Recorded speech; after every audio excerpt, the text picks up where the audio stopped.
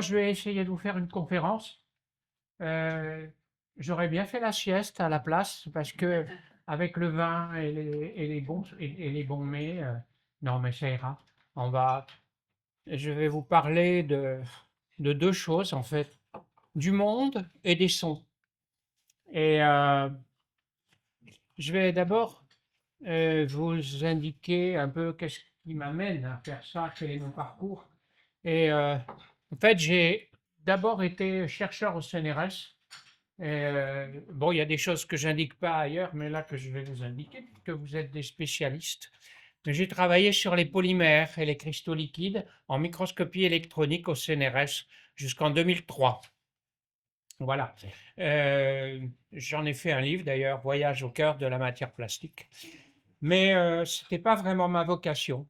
Et j'étais beaucoup plus intéressé par la musique. Quoi, je vais vous parler de son.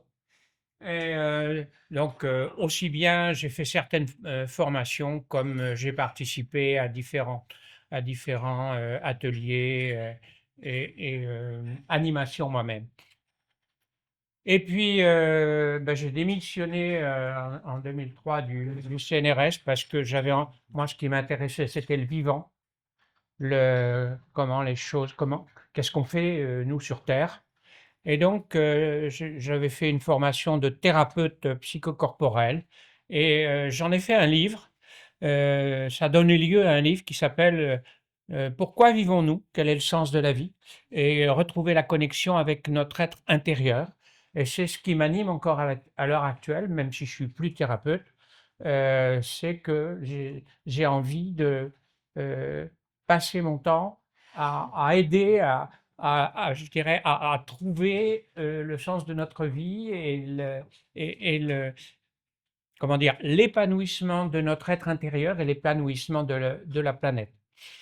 Mais comme j'ai eu une culture scientifique, après j'ai été aussi intéressé par d'autres choses, c'est-à-dire la vulgarisation de certaines connaissances euh, dont on parle beaucoup euh, autour de nous, mais avec des gens qui parlent des ondes, etc., mais sans savoir vraiment ce que c'est. Et donc, je me suis employé dans un site internet à écrire beaucoup, une soixantaine d'articles, en commençant par l'être intérieur, comme vous avez vu, mais aussi sur la physique quantique ou sur la physique de l'éther. On en a d'ailleurs, j'ai eu l'occasion à Rock de faire un zoom sur ce sujet, euh, parce que la physique quantique et la physique de l'éther, c'est pas la même chose. La physique de l'éther, c'est la physique de Nikola Tesla et de ceux qui ont suivi. Donc la physique quantique, elle a amené euh, certaines notions intéressantes, mais elle n'est pas complète. Donc, la physique de l'éther, à mon avis, elle est beaucoup plus intéressante. Mais je n'irai pas jusqu'à défendre tout ça parce que moi, ce qui m'intéresse, c'est vraiment le ressenti, la musique et, euh, et la spiritualité. Donc, dans ce site, vous trouverez entre autres un article qui correspond à la conférence que je fais aujourd'hui sur les sons créateurs de force. Puis j'en ai écrit un autre plus récent sur la puissance thérapeutique de la musique et des sons, mais voilà, qui représente moins ce que j'ai à transmettre. Et ce que j'ai à transmettre, je vais essayer euh, de vous le présenter là maintenant. J'ai écrit donc ces articles ont donné lieu à deux livres que j'ai à disposition ici. Et donc, Pourquoi vivons-nous? Et un autre plus récent sur le réseau énergétique des lieux sacrés, c'est-à-dire les lignes qui sous-tendent l'énergie de la Terre. Alors, commençons par la géométrie des sons.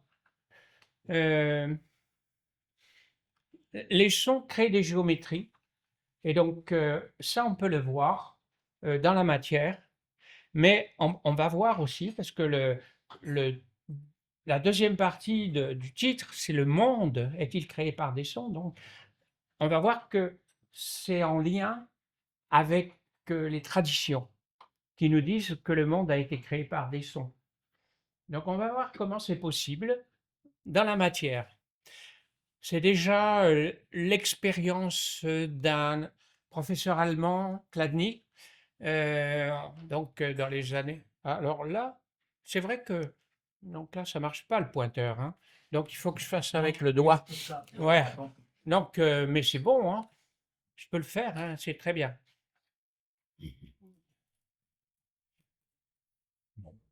Mais non, c'est bon. Ah oui, un stylo, c'est très bien.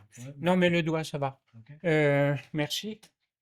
Donc, Chladni, il prenait une plaque sur laquelle il mettait de la poudre de sel par exemple, et avec un violon, avec l'archet d'un violon, il faisait vibrer cette plaque et ça crée des figures géométriques. Alors ça commence à devenir un petit peu connu. Est-ce qu'il, parmi vous, il y a des gens qui n'ont jamais entendu parler de ça? Oui, donc très bien, je vais pouvoir vous expliquer. Alors, l'expérience, on peut la refaire maintenant. Et vous voyez, donc là, c'est la poudre. Et puis, on va passer l'archet. Et voilà, et ça fait vibrer la plaque. Et cette plaque, quand elle vibre, eh bien, les grains, on recommence, hein, c'est une boucle, se rassemblent en figures géométriques. Donc, finalement, là, maintenant, ce que je vais vous expliquer, c'est pourquoi ça se fait et comment et qu'est-ce qu'on peut changer comme caractéristique. Donc, voici le système d'expérience. Donc, vous avez la plaque avec de la poudre dessus. La vibration sonore, elle est créée par un générateur de vibration. Et puis dessus, vous voyez, on met du sel. Et donc, alors, oui, où il est Sam. Il est là. Juste, j'ai besoin de pouvoir régler le volume sonore. Sam, Est-ce que là, il a besoin du son. Qu'est-ce qu'il y a? pour régler le volume sonore, c'est le bouton de mon ordinateur? Ah oui, obligatoirement, puisque c'est avec le HDMI le son. Mais je pourrais. Je crois lui parce que le son. Parce que là, on va voir ce qui se passe. On va voir ce qui se passe quand on augmente quand on élève la vibration, quand on élève en hauteur. Il y a un haut-parleur à côté, tu peux peut-être le brancher. Ouais, je crois que c'est la bonne solution. On entendra mieux. Et c'est surtout quand ça devient aigu, ça peut être un peu dérangeant. J'ai du son là qui va Oui, j'ai sortir. entendu, oui. Ça bougeait. On met mais voilà, ça va devenir de plus en plus aigu. Donc, si on monte un petit peu, la figure se détruit et il y en a une autre qui revient à la place.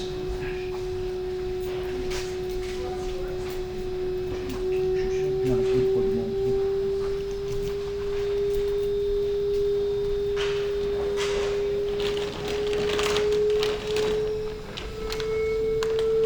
Alors vous pouvez voir qu'il y a un lien entre la figure géométrique et la forme de la plaque.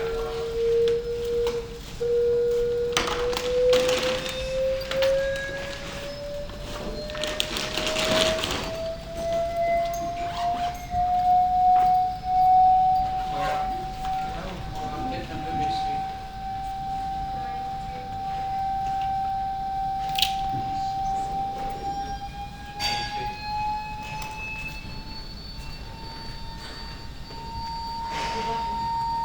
Voilà. Et là-bas de baisser le son. Ah bah, c'est une idée. Ah, je le dis, mais pas tout de suite là, mais ça va venir. Tu peux le baisser toi-même.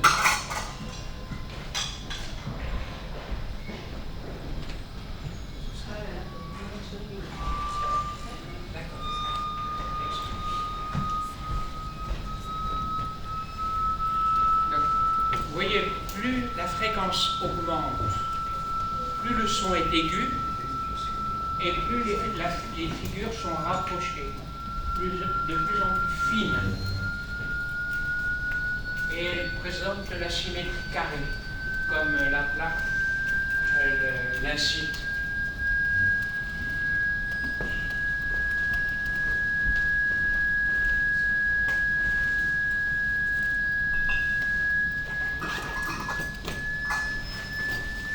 On peut mettre du sel, mais ça marche avec du sable très sec, fin. Ça marche avec une sorte de pollen aussi.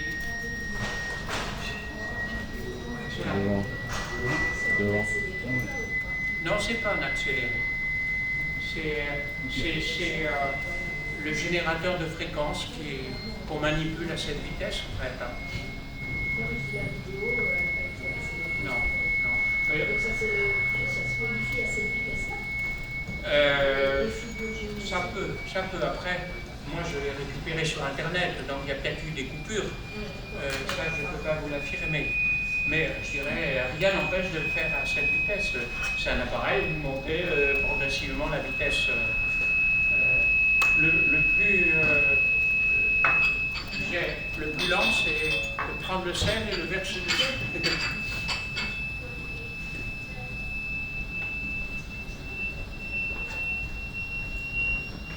Voilà, et on va monter encore un petit peu. On va voir que les figures deviennent... Ceux qui parlent, là, ils annoncent la valeur de la fréquence, en fait. Mais je n'entends pas. 2960.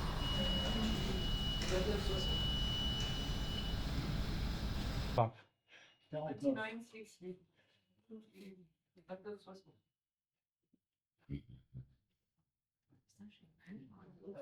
Voilà. Bon, on arrête là. On va continuer d'une autre façon. D'abord, je vais présenter les personnes qui ont travaillé sur ce sujet. Donc, à part Ernst Chladni qu'on a vu, là, c'est en Suisse, il faut le dire quand même. C'est le docteur Hans Jenny qui, lui, a étudié aussi bien sur des poudres que sur des pâtes. Et il a écrit un livre qui s'appelle Cymatics, et c'est lui qui a inventé le mot de cymatique, qui est la science de l'étude des formes créées par les sons. Alors, bon, je vois que vous faites, mais vous trouvez aussi ça dans mon article sur mon site internet. Voici par exemple avec du sable fin. Donc, lui, il a une plaque de 32 cm de diamètre, elle est ronde. Et bon, à la hauteur de 8200 Hz, on a cette figure. La figure dépend pas simplement de la fréquence. Hein.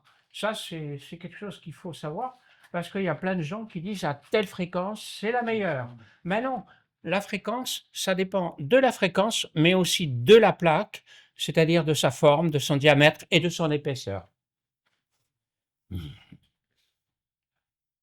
Un autre chercheur sur ce sujet, en cymatique, donc un Allemand qui s'appelle Alexander Lauterwasser. Intéressant qu'il s'appelle l'eau lourde et qu'il travaille sur l'eau.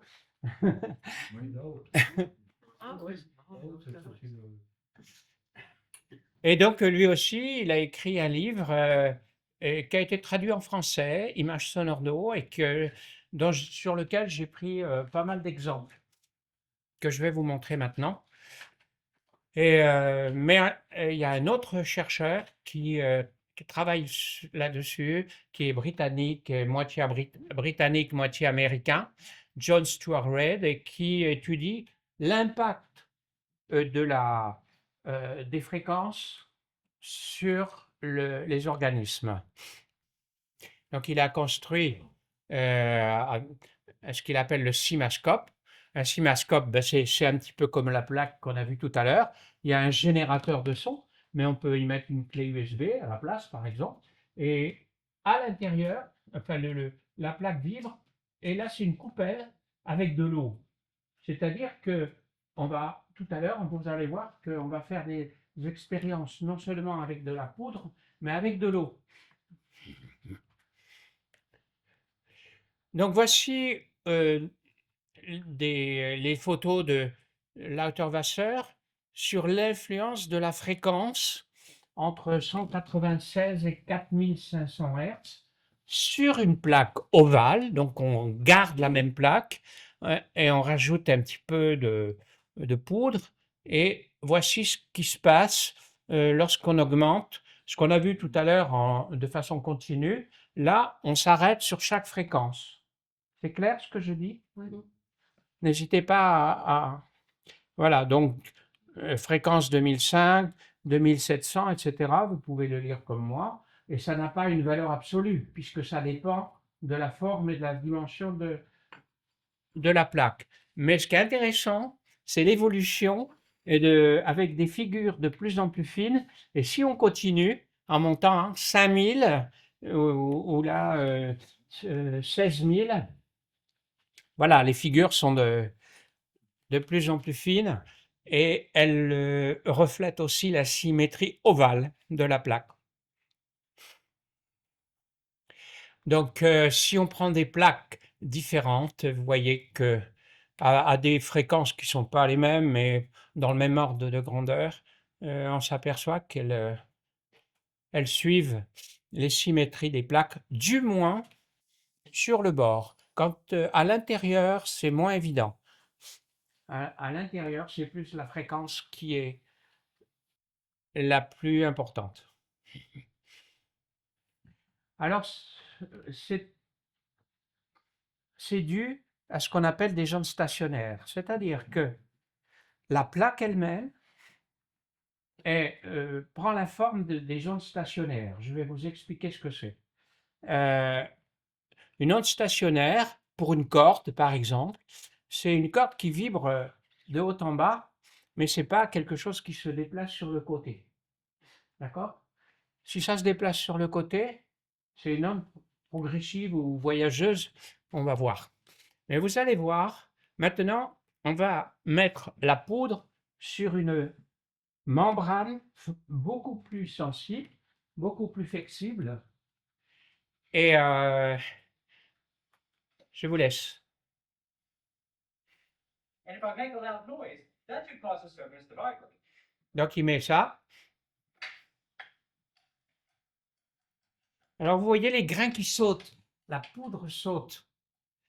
Et donc,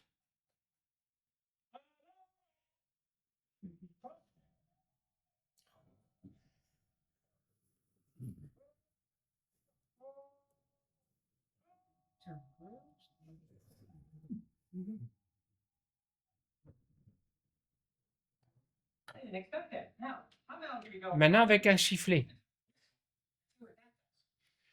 Un compteur pour savoir quelle voix tu es dans un chœur. C'est soprano, c'était. Alors ce qui est intéressant, c'est que ça marche que si le soufflet, on le prend dans le bon sens. Mais regardez ce que ça donne. Oh non. Go a little bit higher yet. Et encore, avec l'eau, vous allez voir. Donc là, on retrouve l'idée que plus c'est aigu, plus les figures sont fines, mais aussi que plus la plaque est souple. Tout à l'heure, on avait une plaque rigide. Plus la plaque est souple, plus la surface prend des formes stationnaires. Je vais vous expliquer encore plus tout à l'heure.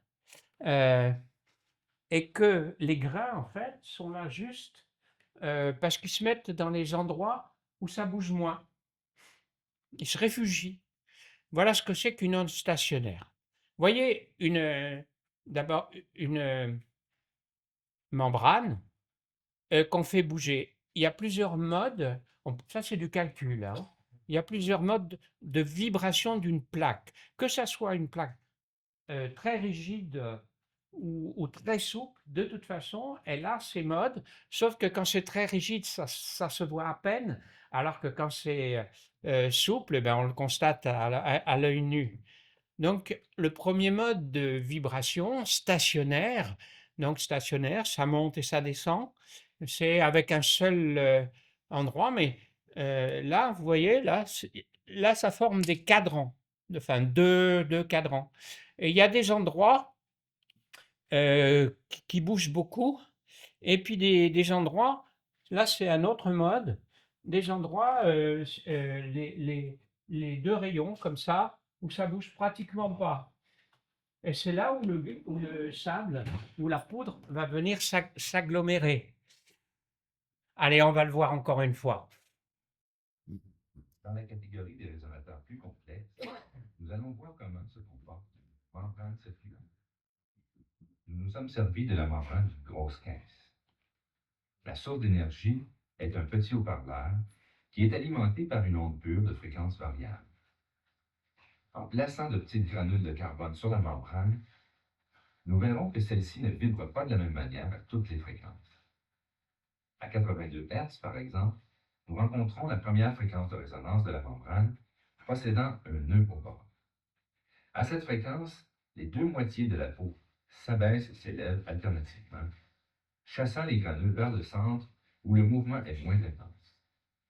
La ligne formée par les grenailles est l'analogue d'un nœud dans la corde, puisque c'est l'endroit où les vibrations ne provoquent aucun mouvement de la membrane.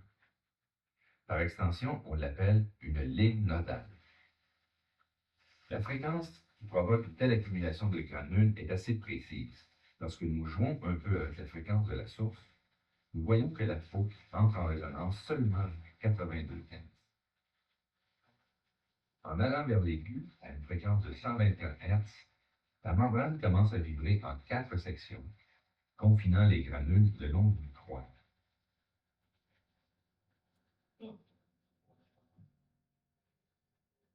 Un peu plus loin dans l'aigu, on trouve une résonance à symétrie hexagonale vers 150 Hz.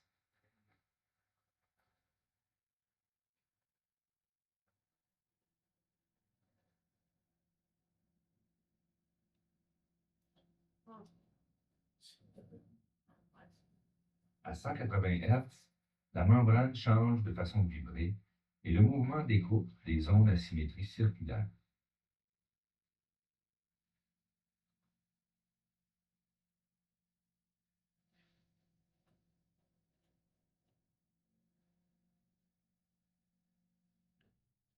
À 199 Hz, on trouve même un genre d'araignée, une résonance octogonale.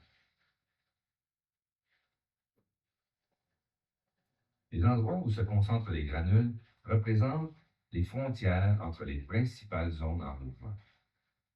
Ces zones montent et descendent en alternance comme des vagues sur l'eau. Qu'ils soient symétriques ou non, le patron vibratoire s'oriente en fonction de la position du haut-parleur. En déplaçant la source des ondes, nous voyons que le motif ne se déplace pas au hasard sur la surface. Les mouvements de la membrane dépendent de l'emplacement de la source. Si on augmente encore la fréquence, les résonances deviennent de moins en moins symétriques à cause des dimensions de la source. Elles acquièrent des configurations diverses et amusantes.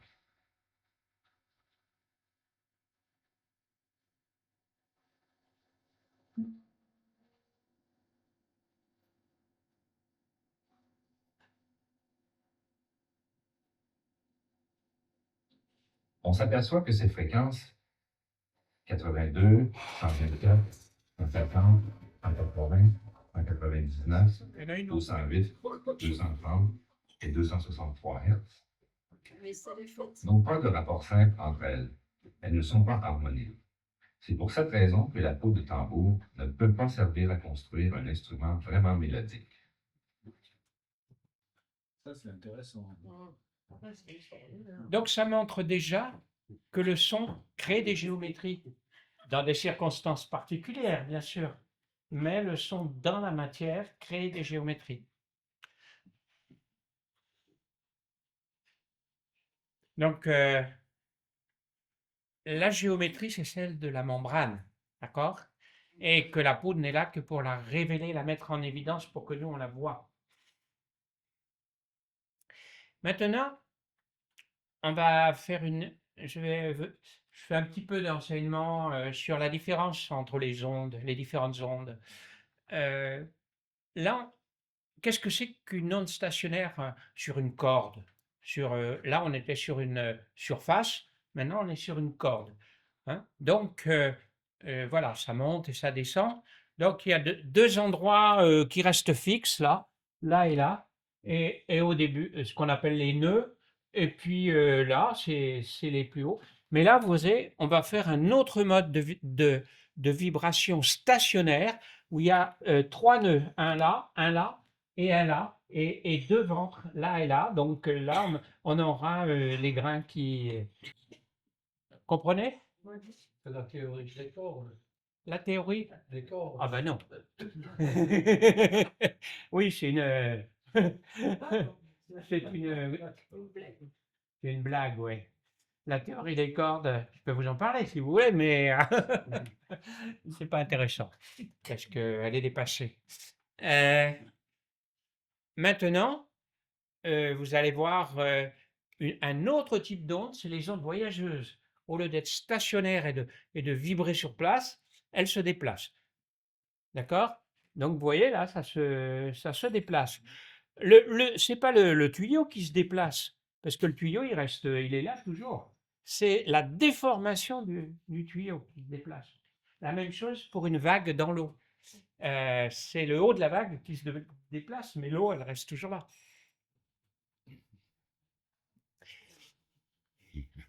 Donc, si je parle d'une vague dans l'eau, donc on voit les vagues qui se déplacent sur l'eau, mais la déformation, elle monte et elle descend. Donc, c'est ce qu'on appelle des ondes transversales. Parce que la déformation est pas dans le même sens que le déplacement. D'accord? C'est ça. Donc, le déplacement, c'est comme ça, mais la déformation, elle est là. Comme ça. Hop. D'accord? Ça vous paraît clair? Ouais. Alors maintenant, on va faire l'autre onde, parce qu'il y aura dans les ondes, vous verrez que c'est important, c'est l'onde longitudinale. Donc là, la déformation, elle est dans le même sens que la propagation.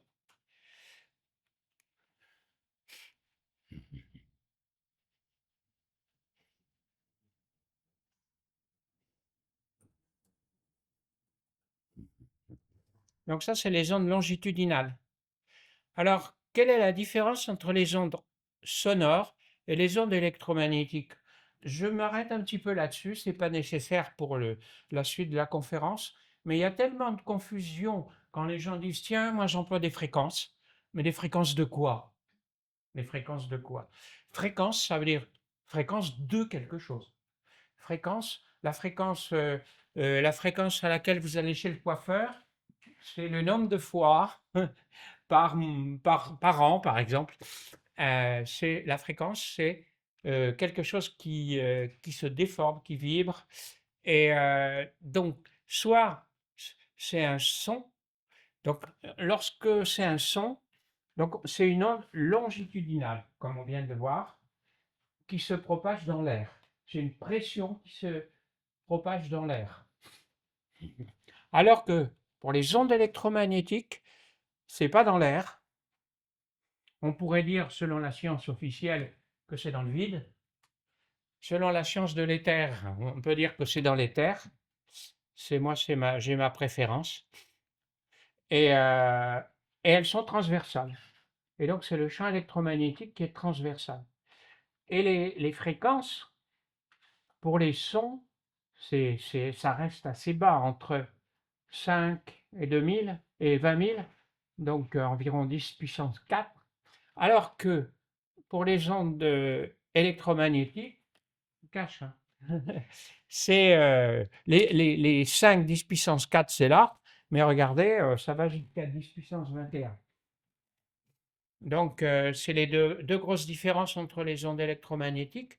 Le support qui est l'éther et là l'air ou une autre matière d'ailleurs, et les fréquences qui restent basses. Et même si ici on retrouve les mêmes, ça ne veut pas dire que c'est la même chose puisque ce n'est pas la même nature.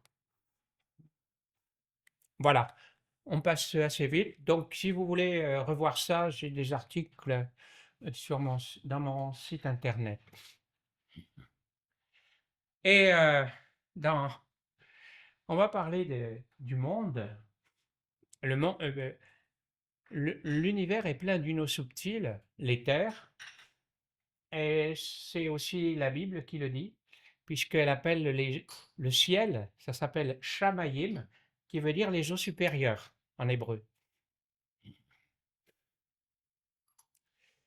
Et ça veut dire que maintenant, on va passer aux vibrations de l'eau. C'est-à-dire qu'on va faire un petit peu la même chose que ce que je viens de faire, mais avec l'eau. Et la différence, c'est que l'eau est beaucoup plus mobile. Ah ben, voilà. Donc voici le dispositif, le principe du dispositif. C'est tout simple. Là, vous avez le haut-parleur et dessus une soucoupe avec de l'eau. Et ce qui va bouger là, c'est pas la poudre, c'est la surface de l'eau, c'est les vaguelettes. Et on va les éclairer d'une certaine façon qui vont permettre de les visualiser.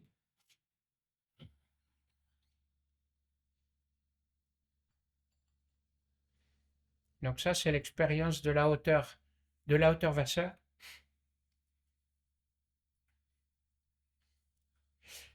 Avec une fréquence qui reste quasi fixe. Et si on fait un arrêt sur image, je vois que le repas, moi j'aurais fait la sieste, mais il y en a d'autres qui la font pour moi, je vois. Vous là-dedans. Et donc c'est un arrêt sur image des vaguelettes qu'on vient de voir. Donc on obtient, ça pourrait remplir toute une conférence, hein. Donc là, comme j'insiste plus sur le mécanisme des choses et pas sur le côté artistique, mais c'est magnifique, vous verrez. Là, ça donne une figure à 8 branches. Là aussi. Donc c'est l'eau avec la hauteur Vasseur, mais il y en a 5 branches, 12 branches.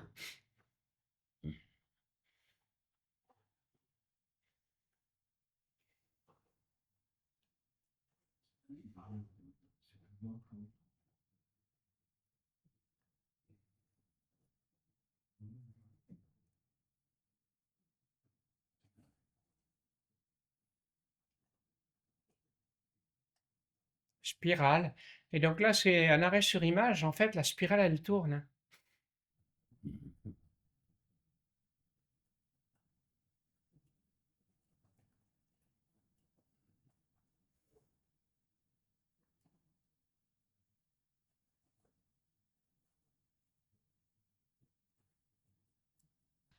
Donc là, c'est pas de l'eau pure, c'est de l'eau avec de la glycérine, ce qui fait qu'elle est plus visqueuse et qu'elle va avoir une sorte de cristallisation.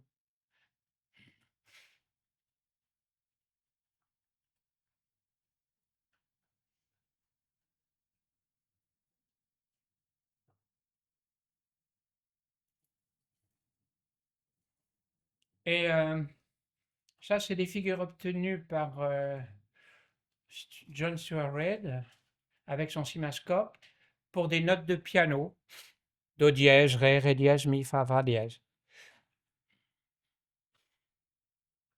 Mais on peut faire la même chose avec la voix.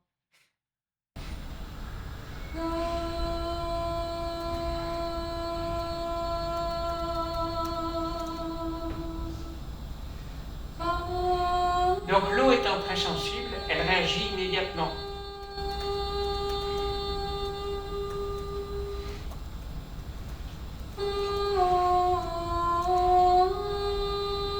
Et avec l'eau de l'éther, elle aura le même genre.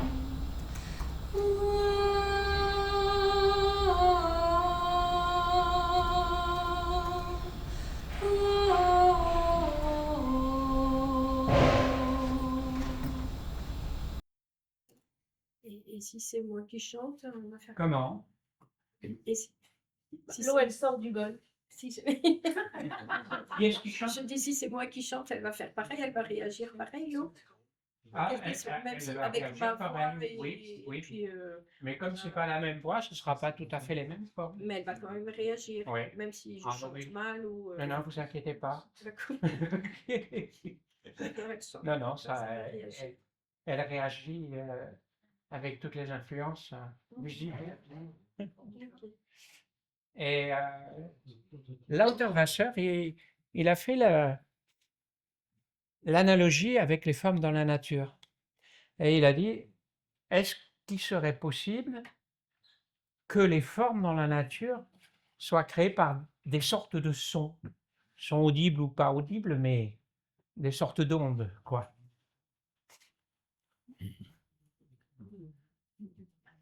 Alors, si on se pose cette question-là, on peut se la poser pour l'être humain. Comment? Si on se pose cette question-là pour les formes de la nature, on peut se poser c'est la même question pour nous. Ah ben, on fait partie Les de la êtres nature. humains. Ouais, ouais, tout à fait. On est fait de géométrie.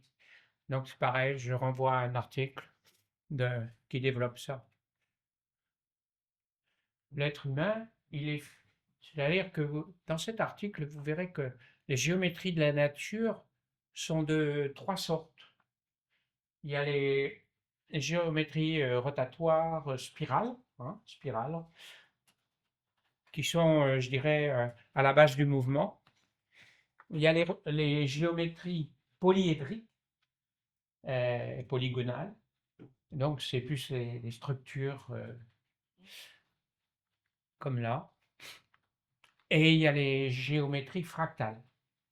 Les fractales, ça veut dire que c'est les mêmes structures qui se répètent à différentes échelles. Vous avez exactement les mêmes structures au niveau du millimètre que du million de kilomètres. Donc voilà, ça c'est plus polygonal. Hein, ça vous rappelle quelque chose, ça? La carapace du tortue. Ah, il est réveillé. Voilà.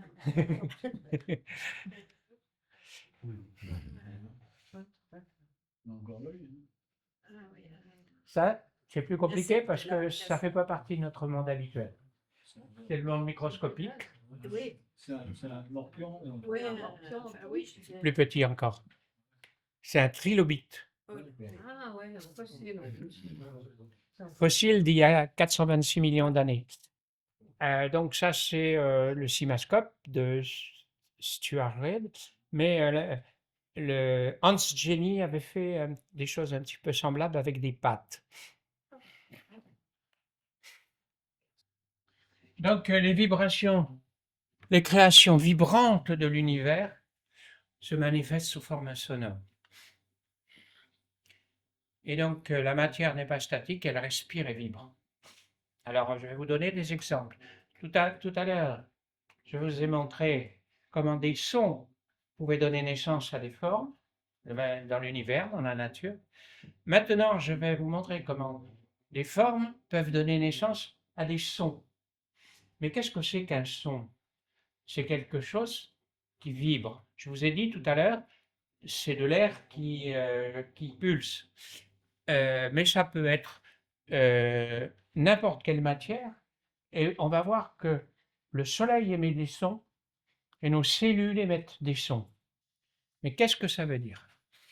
Les sons de la nature, ça veut dire que l'observatoire SOHO de la NASA a recueilli les mouvements de la surface du Soleil pendant plus de 20 ans. Donc c'est des mouvements très lents. Ça ne fait pas des sons qui sont audibles. Ces mouvements incluent les éruptions solaires et les éjections de masse coronale. Ils constituent des ondes de plasma projetées vers la Terre. Et comme on le disait avec Alexandre, c'est ce qui crée actuellement un surplus d'aurores boréales. parce que c'est des éjections qui traversent tout l'espace et une partie atteignent la Terre. Une équipe de scientifiques du laboratoire de physique appliquée de l'université Johns Hopkins aux États-Unis a eu l'idée de retranscrire les ondes émises par les vents solaires sous forme de son. C'est-à-dire qu'ils accélèrent la fréquence jusqu'à ce que ça soit audible, mais en respectant les proportions, les rythmes.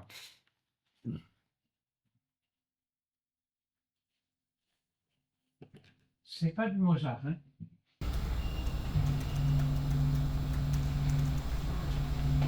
C'est pas du Mozart, hein?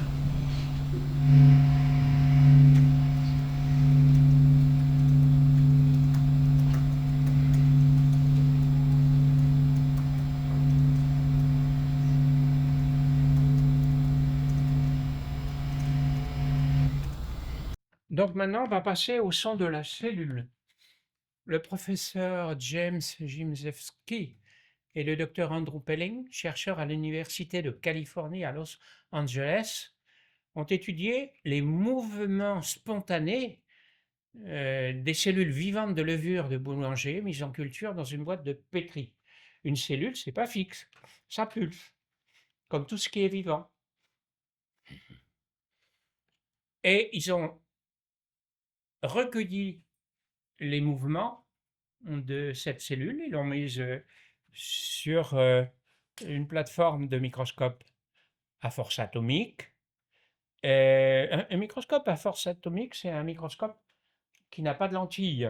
On mesure directement par une pointe dont la taille est de l'ordre d'un atome au bout, et avec un laser qu'on envoie là-dessus, on mesure les mouvements, soit horizontaux, soit...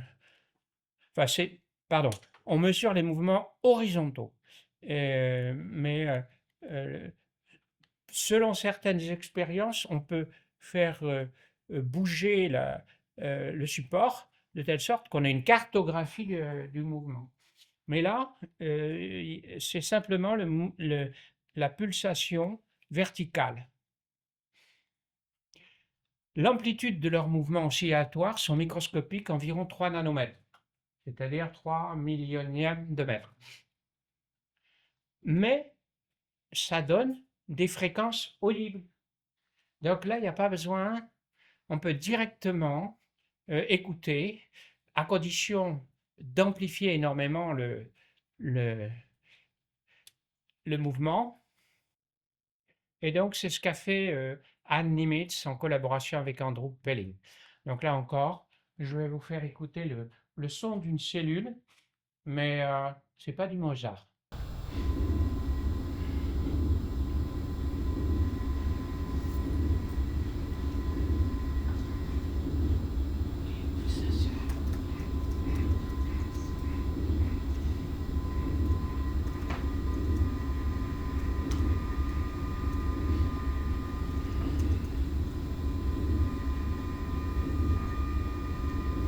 Donc ça, c'est John Stuart Reid avec son cimascope.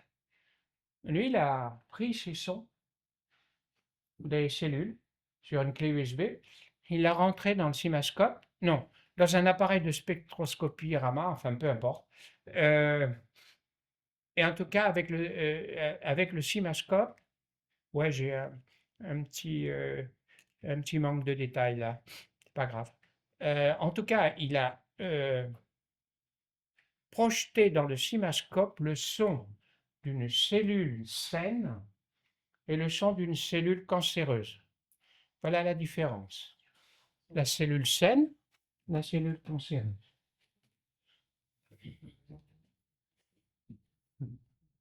Donc il dit, en développant cet appareillage, on peut faire du diagnostic.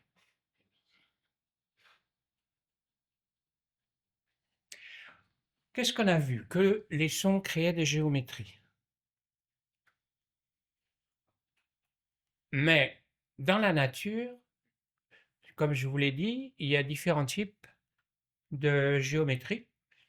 Et ces géométries pourraient être bien créés par des sons. Vous voyez, la géométrie des cristaux, plutôt polyédrique, les géométries des galaxies spiralées, rotatoires, les géométries des réseaux de la Terre, polyédriques. Et qu'en dit la science? Ok. Alors là, on va plonger dans un autre monde. Mais il y a des choses à dire, alors je vais les dire.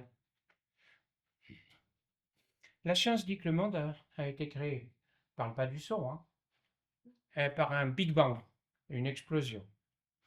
Mais une explosion qui naît de rien, du vide, de rien, d'aucune matière, il n'y avait rien avant. Et puis, ce Big Bang qui s'est étalé et il a créé les premières particules, les noyaux, les atomes, le gaz, etc., etc. Mais pour faire ça, on est obligé d'inventer des théories spéciales, l'inflation, etc., etc., qui est différente de l'expansion. Donc, les planètes ont été créées, et tout ça par hasard. Tout ça, c'est par hasard.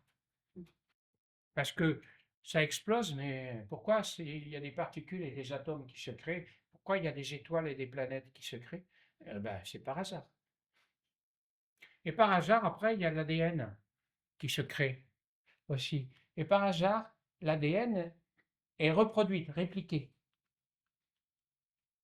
Et puis, il y a aussi des enzymes, parce que pour que l'ADN fonctionne, il faut des enzymes.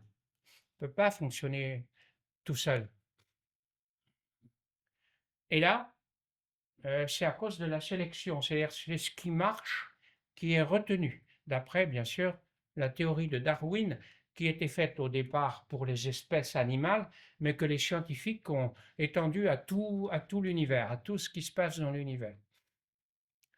Et donc par hasard, il y a des cellules, des bactéries qui se sont formées, donc la vie est apparue.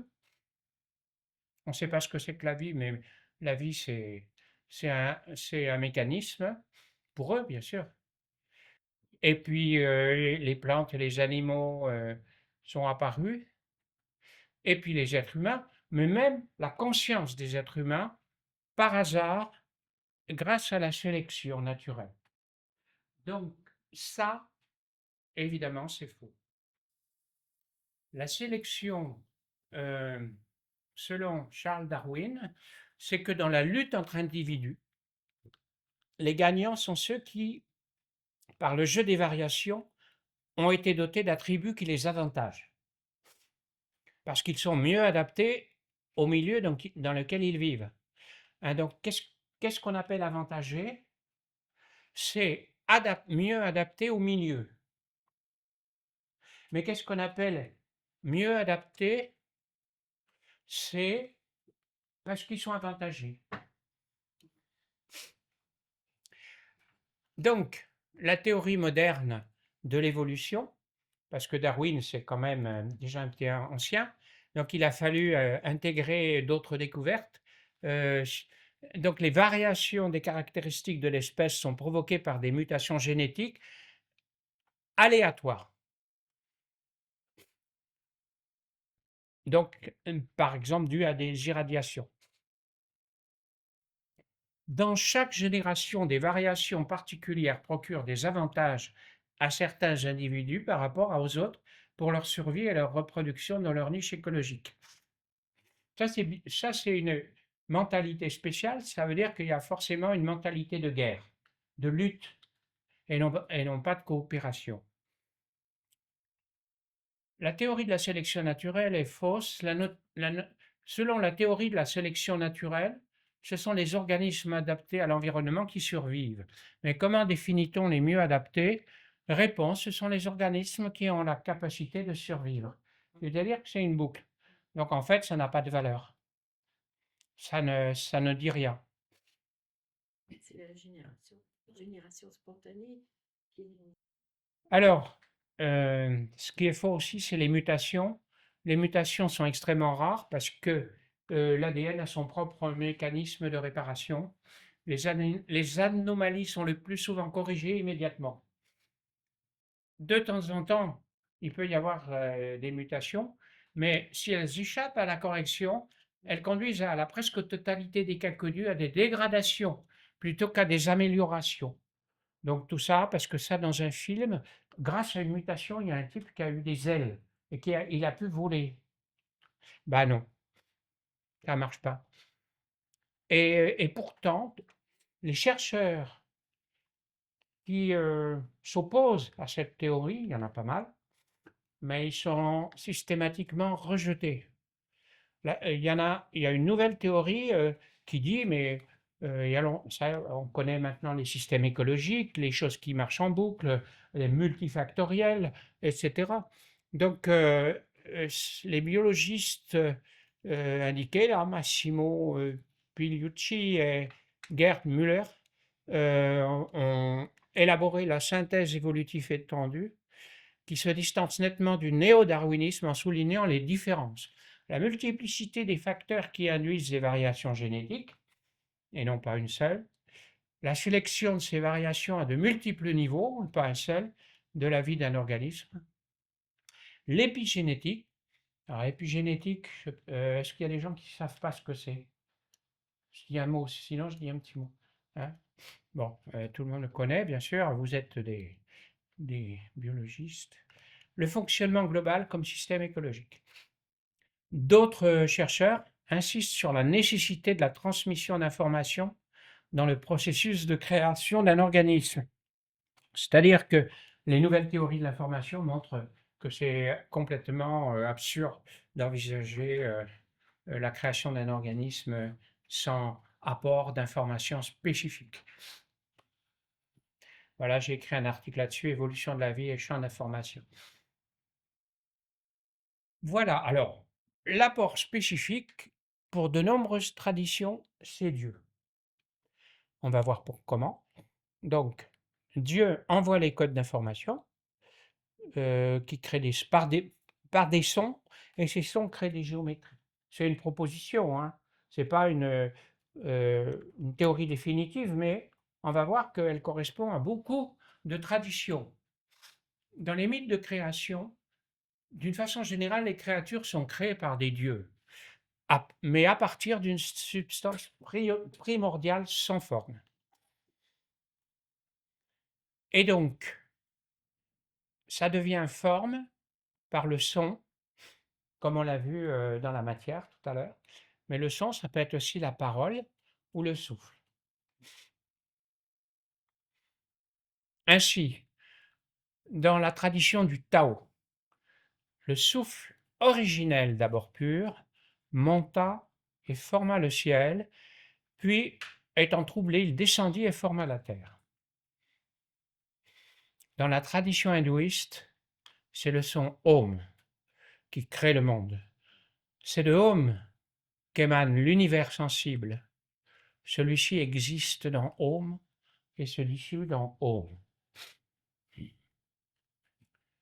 Selon les Amérindiens Navajo et son chef Léon Secatero, du moins il y a quelques années, je ne sais pas s'il est toujours vivant, il dit « Nous vivons dans un vaste océan de sons et de vibrations, les sons nous entourent. » Alors là, c'est intéressant parce que ça a une notion supplémentaire, c'est que les sons, ils sont autour de nous. Ce n'est pas simplement au moment où on crée un son que ça fait de la matière, mais ils sont toujours là, mais audibles ou pas. C'est un son jamais entendu, un son inaudible pour l'oreille humaine ordinaire. Nous ne pouvons l'écouter qu'avec notre oreille intérieure. Et donc tous les êtres médiumniques peuvent l'écouter. C'est le son inaudible de la création. Sans lui, rien ne pourrait vivre, car il est le son qui anime toute chose. Donc ce qui est dit là, c'est que le son, il est là en permanence, de façon latente ou presque inaudible. Mais ça veut dire que d'autres populations vont en tirer parti. Alors chez les bardes, c'est-à-dire les Celtes, les sages celtes, comme Assurance Torix. Les ténèbres opaques emplissaient l'infini avant que l'inconnaissable ne prononce son nom. Et de sa parole jaillirent la lumière et la vie. Cette parole forma 3 rayons lumineux colorés et sonores. Là, on rajoute la couleur. Les 3 cris, véhicules de la pensée créatrice qui firent éclater l'œuvre du monde. Ces 3 cris sont associés à 3 voyelles. I, O, U, qu'on peut écrire W. Donc, ce qui est intéressant, c'est qu'il y a une base de 3, mais qu'en plus, ils sont accompagnés de couleurs. Chez les Mayas, enfin certaines populations mayas, les lieux, les animaux, les plantes, le temps, etc., composent une immense série de cubes concentriques qui forment le corps du monde. Cette structure est faite par les constructeurs ou dieux, avec leurs sons et leurs paroles. C'est le chant spirituel du monde. Cette combinaison de sons devient vibrante et tangible en atteignant ce monde-ci. Elle lui donne la forme que nous voyons et que nous sommes. Donc, passage de la vibration à la forme, y compris nous, mais toutes les créations. Le chant est le système nerveux de l'univers. Le chant, au sens large du terme, ce n'est pas forcément des mélodies avec des paroles, etc. Chez les Égyptiens, ça dépend des époques, hein, mais dans la cosmogonie de la ville de Memphis, le dieu Ptah, c'est celui qui crée, se représentant le monde par la pensée, végétaux, animaux, êtres humains, donne vie à ses créations par la parole. Donc là, il pense et la parole suit, en énumérant chacune de ses créations. Donc ça veut dire aussi que chacune des créations a une signature vibratoire, un nom, mais qui n'est pas un nom prononcé forcément, mais qui est une signature vibratoire. Les aborigènes australiens aussi vont nous apporter aussi une autre notion. Les ancêtres primordiaux vivent dans un monde nommé le monde du rêve ou Tjukurpa. Donc un monde, c'est un plan vibratoire. Et ce monde a été façonné par leur pensée. Donc là, on est dans le rêve, c'est-à-dire le monde éthéré, si vous voulez, éthérique. Mais en passant des rêves aux actions, les ancêtres ont fait les fourmis, les sauterelles, les émeus, les corbeaux, les perroquets, les wallabies, les kangourous, les lézards, les serpents, et toute la nourriture et les plantes. Ils ont fait tous les éléments naturels, le soleil, la lune, et on retrouve le temps. C'est-à-dire le temps, ce n'est pas une notion abstraite, c'est quelque chose qui a été créé. Et toujours chez les aborigènes, chaque rêve définit une piste à travers la campagne, qui connecte les localités et les épisodes mythiques associés. Et ça, c'est surtout dans les paysages, dans les montagnes, sur la mer, etc. Les pistes sont appelées lignes de chant ou turingas. Cela constitue un réseau de communication et d'échanges culturels entre peuples séparés par de grandes distances. Donc sans la parole, sans les téléphones portables, directement un réseau de télécommunications subtil qui est fait de pensée et de son. Alors, selon eux, puisque toutes les créatures des étoiles aux humains sont issues de la force créatrice primordiale, le monde des aborigènes est un monde d'unité. Cette unité a entraîné les aborigènes à respecter et adorer la Terre comme si elle était un livre où est imprimé le mystère de la création originelle.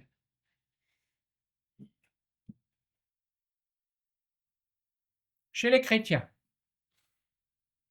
on retrouve la parole. Dans la Genèse, chapitre 1, versets 2 à 24, il est répété « Dieu dit » ou encore « Dieu dit encore ». Par exemple, dans le chapitre 14, Dieu dit encore qu'il y ait des lumières dans le ciel pour séparer le jour de la nuit, et que du haut du ciel, elles éclairent la terre. Et, il suffit de le dire, cela se réalisa. Et l'évangile de Saint Jean, un peu plus loin donc, dit « Au commencement était le Verbe, et le Verbe était avec Dieu, et le Verbe était Dieu. » Et dans un autre ouvrage, Les Clés d'Enoch de Urtak, Jim Urtak, il précise « Au commencement était le Verbe. Cependant, le commencement du Verbe se manifesta en un pictogramme lumineux qui prit forme. » Donc ça veut dire que dans le cas de l'univers et des eaux subtiles de l'univers, avant que ça soit une forme concrète, tangible, c'est d'abord un pictogramme lumineux. Combinées aux géométries des formes créatives, les images lumineuses produisirent le spectre de toute forme issu de l'alphabet de création. Dans la Genèse, toujours, au chapitre 2, il est écrit « Avec de la terre, le Seigneur façonna quantité d'animaux sauvages et d'oiseaux, et les conduisit à l'être humain, pour voir comment celui-ci les nommerait. Chacun de ces animaux devait porter le nom que l'être humain lui donnerait. » Donc, c'est le nom qui lui donne son identité. Dans les langues sacrées, le nom est une vibration. Et vous savez que dans les langues sacrées, c'est-à-dire le sanskrit, le tibétain, des choses comme ça, les lettres ont une valeur bien différente de nos lettres à nous occidentales, puisque chaque lettre a sa propre vibration qui participe à la vibration totale du mot. Prononcer le nom, c'est émettre une émanation qui porte le programme de création. C'est donc créer la chose ou l'animal, tout au moins dans le plan archétypal. Donc je crée le nom et ça y est, il est créé dans le plan vibratoire, éthérique, avant d'être manifesté dans la matière. Mais en fait, on peut s'apercevoir qu'il y a plusieurs niveaux de création.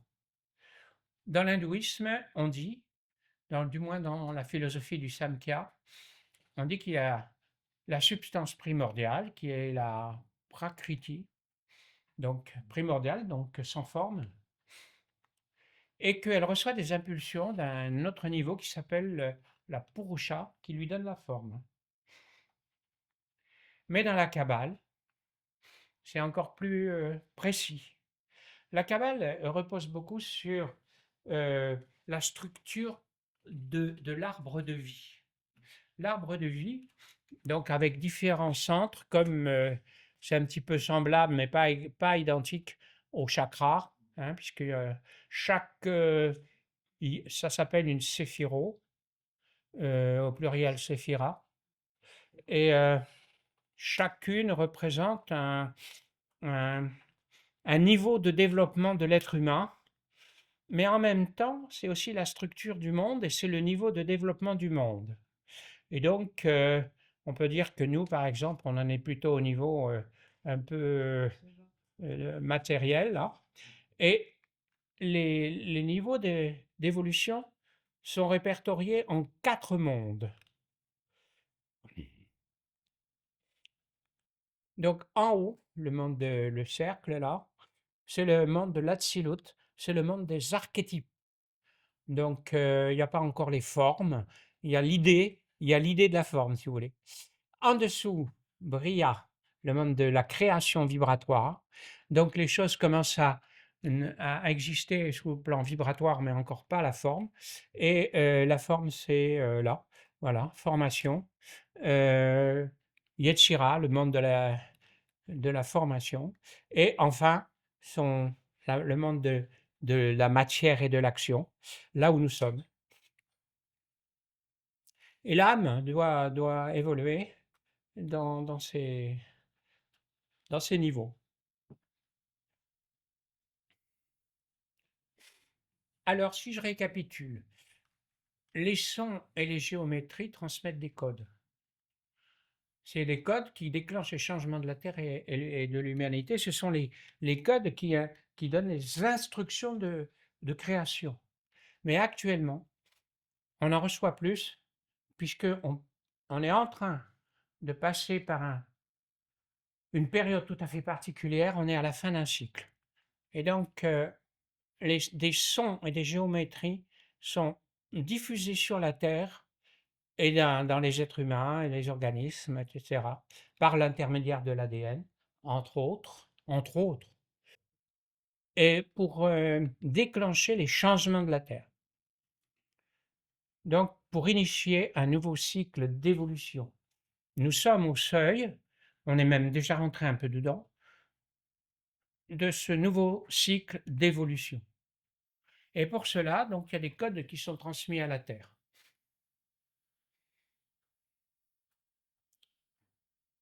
Vous connaissez les agroglyphes ou crop circle? Ce sont des codes, pas tous, puisqu'il y en a des faux, mais ce sont des géométries imprimées à la Terre pour qu'elle reçoive les nouveaux codes d'évolution. Et aussi pour toucher certains êtres humains. Regardez comme ça ressemble beaucoup à certaines figures qu'on a vues dans l'eau tout à l'heure. Parce que c'est à peu près le même système. C'est des vibrations qui descendent dans des sols humides et qui peuvent faire ces figures. Donc là, c'est celle qu'on a vue tout à l'heure dans l'eau. Mais je vous en montre d'autres. Alors, juste ces deux traits là, c'est les roues des tracteurs. Donc ça vous donne l'échelle. Donc là, c'est une structure fractale. Là, c'est une structure à la fois fractale et polygonale. Et là, c'est des codes pictographiques. Donc, les codes sont à la fois des structures géométriques bien connues, comme le triangle, les cercles, mais aussi une espèce d'écriture d'un pictogramme cosmique.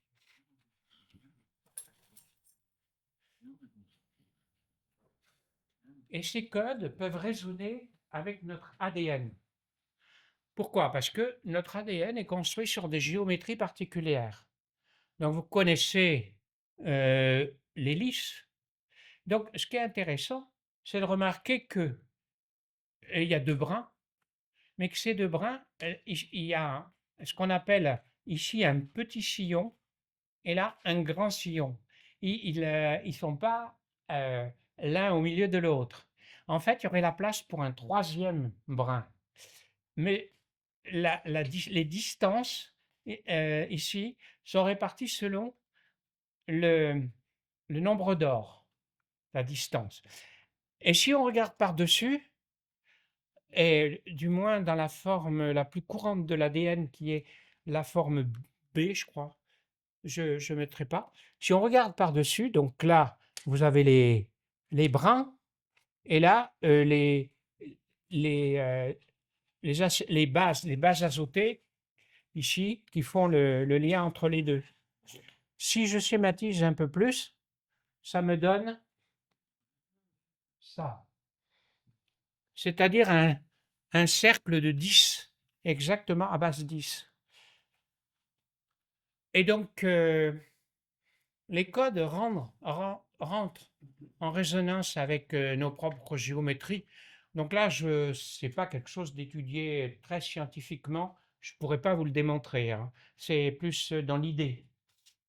Mais par contre, ce qui est démontré, c'est que les 4 lettres du tétragramme divin, Yod et Vodé, correspondent aux 4 bases nucléiques. Donc ça, c'est le travail de Urtak dans les clés d'Enoch.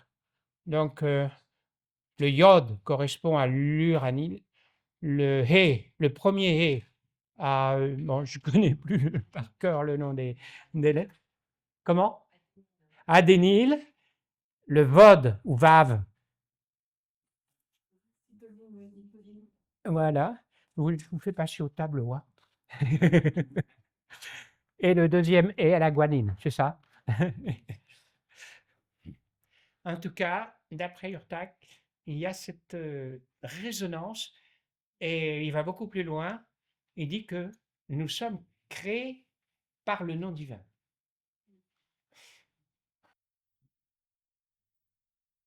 Quel est le but de ces nouveaux programmes d'évolution qui sont envoyés sur la Terre et dans l'ADN?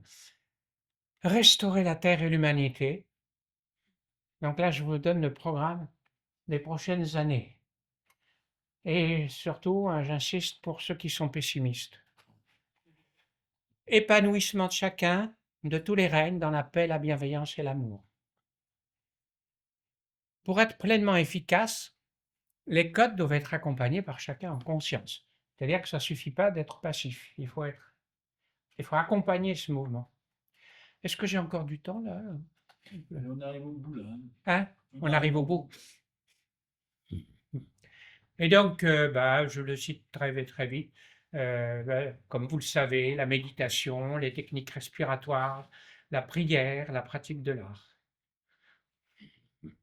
Le pouvoir de votre propre voix, les mantras, créateurs et purificateurs, tout cela aide à la restauration, à l'utilisation des nouveaux codes dans notre ADN et notre corps.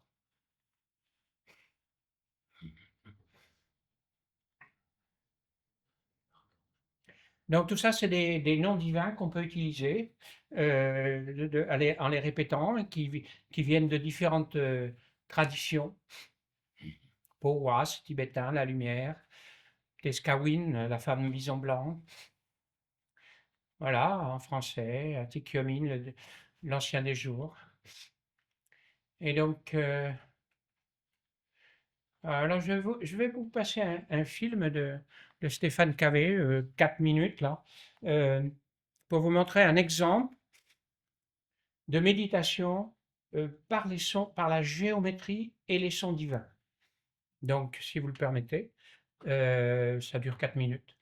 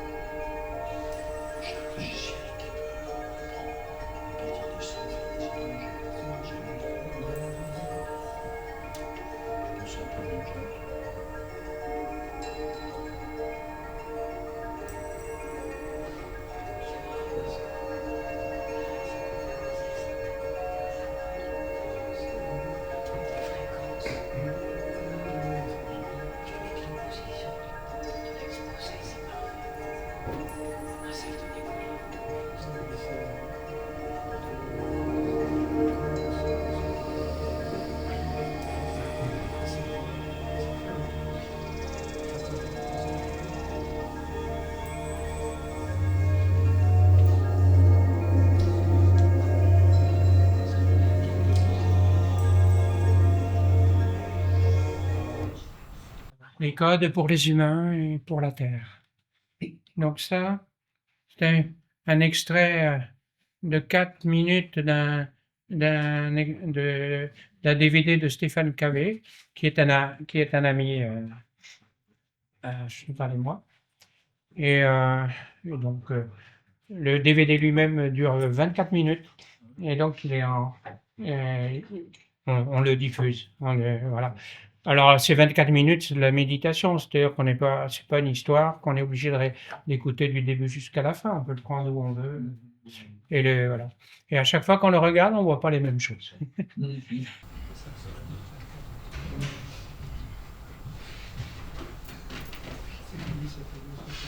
codes pour les humains et pour la Terre. Donc ça, c'est un extrait de 4 minutes d'un DVD de Stéphane Cavé, qui est un ami Chantal et moi. Et donc, le DVD lui-même dure 24 minutes, et donc il est on le diffuse. Voilà. Alors, ces 24 minutes, c'est de la méditation, c'est-à-dire qu'on n'est pas, c'est pas une histoire, qu'on est obligé d'écouter du début jusqu'à la fin, on peut le prendre où on veut. Et à chaque fois qu'on le regarde, on ne voit pas les mêmes choses.